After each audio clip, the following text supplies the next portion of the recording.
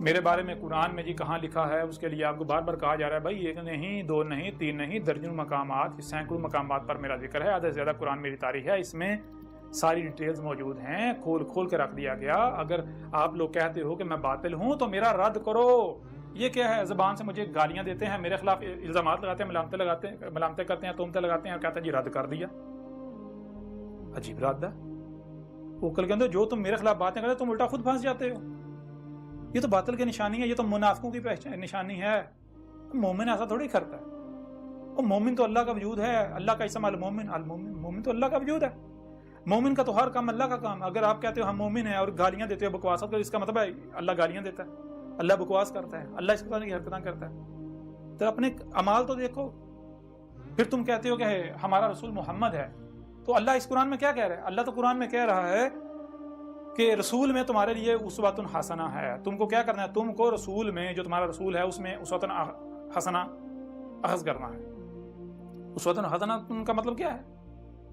بھائی جسے تم رسول کہہ رہے ہو، جو اللہ کا رسول ہے، اس نے کیا کیا کیا، کیسے کیسے کیا، یعنی وہ پیدا ہوا تمہاری طرح، اس کے بعد وہ پلا بڑا تمہاری طرح، وہ اس کے بعد حق اس نے پہچانا، کیسے پہچانا، جیسے اس نے پہچانا اسی طرح تم نے پہچانا ہے، جیسے اس نے ہدایت پائی اس طرح، جیسے جیسے جو اس نے کیا ویسے ویسے وہی تم نے کرنا، جیسے ہر عمل اس طرح کرنا جیسے اس نے کیا۔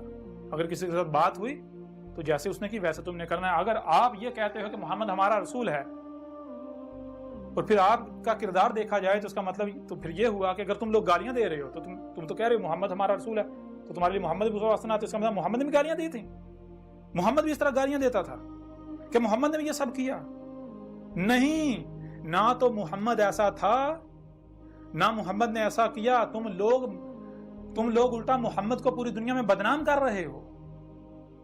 سب سے بڑے دشمن محمد کے تم لوگ ہو، جو اپنے کردار سے ہر لمحے محمد کی جو ہے وہ گستاخی کرتے ہو، محمد کے ساتھ دشمنی کرتے ہو اور دوسروں کے پیچھے پڑے ہوئے۔ اپنے کردار کو تو دیکھو۔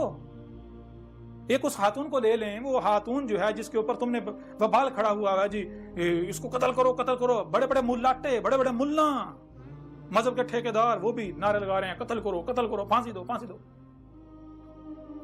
بڑے تم اتنے بڑے فنے، ہاں اتنے تم اہل حق، ایک عورت سے گھبرائے ہوئے ہو۔ ایک عورت کو قتل کرنا کیا تمہاری عقل مات ماری گئی تمہاری؟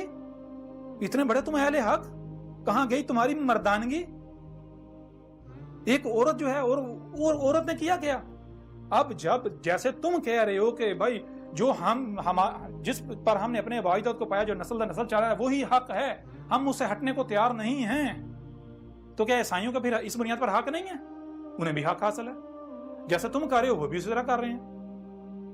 اب ذرا غور کرو، اگر کھیتوں میں کام کرتے ہوئے ایک عیسائی عورت اپنی بچی کو پانی پلا دیتی ہے مسلمان عورتوں کے کسی برتن میں گرمی کی وجہ سے، اور مسلمان عورتیں اسے گالیاں دیتی ہیں، برتن کو توڑ دیتی ہیں کہ تیری جرت کیسے ہوئی کہ تو عیسائی جو ہے اتنی پلید عیسائی کو، آپ کو پتا ہے پاکستان کے پنجاب کے اندر جو عیسائی ہیں ان کو چوڑے کہا جاتا ہے۔ عیسائی جو ہے اس کو برتن کے قریب کسی نے گزرنے دیا جاتا۔ عیسائی اگر کسی برتن کو ہاتھ لگا دے وہ برتن کو مسلمان استعمال نہیں کرتے۔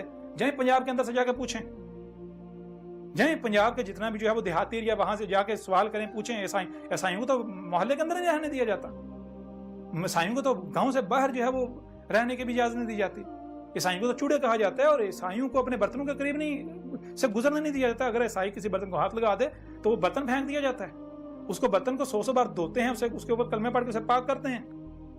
اس عورت نے اپنی بیٹی کو پانی پلا دیا، گرمی تھی، ظاہر بات ہے اپنا اس کے پاس پانی ختم ہو گیا، اس نے اپنی بیٹی، اس کی بیٹی پیاس سے گرمی کی شدت سے رو رہی ہے، اس نے اپنی بیٹی کی چھوٹی بچی کو پانی پلا دیا مسلمانوں کے گلاس میں، تو کیا ہوا؟ وہ عورتیں اس کے اوپر ٹوٹ پڑی، تیری جرت کیسے ہوئی تو ایک عیسائیہ ہو کے ہمارے گلاس میں تو نے ہمارا گلاس پلید کر دیا، تو نے ہمارا پانی پلید کر دیا، اب ہم کہاں سے پانی لے کر آئیں گے؟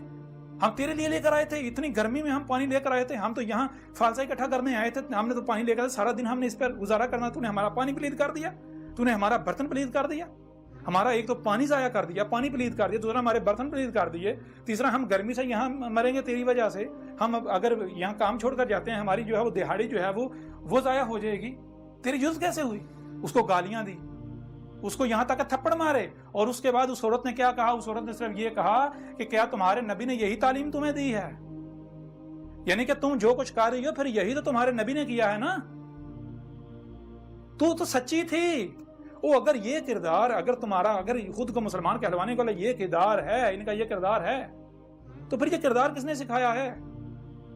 آپ کیا کہتے ہو؟ آپ کہتے ہیں محمد ہمارا رسول ہے. تو رسول کیا ہوتا ہے؟ رسول میں اللہ کہہ رہا ہے رسول میں تم کو کیا کرنا, اس کو ہنسنا جو ہے اخذ کرنا ہے, جو رسول نے کیا جیسا رسول نے کیا وہی کرنا ہے, ویسے ہی کرنا ہے. تو اگر جو ہے تم یہ کرتے ہو تو تم تو لوگوں کو, دوسری اقوام کو, دوسرے مذہب کو, دوسرے کہہ رہے ہو کہ دیکھو ہمارے رسول نے ہماری یہ تربیت کی, ہمارے رسول نے ہمیں یہ تربیت کی ہماری.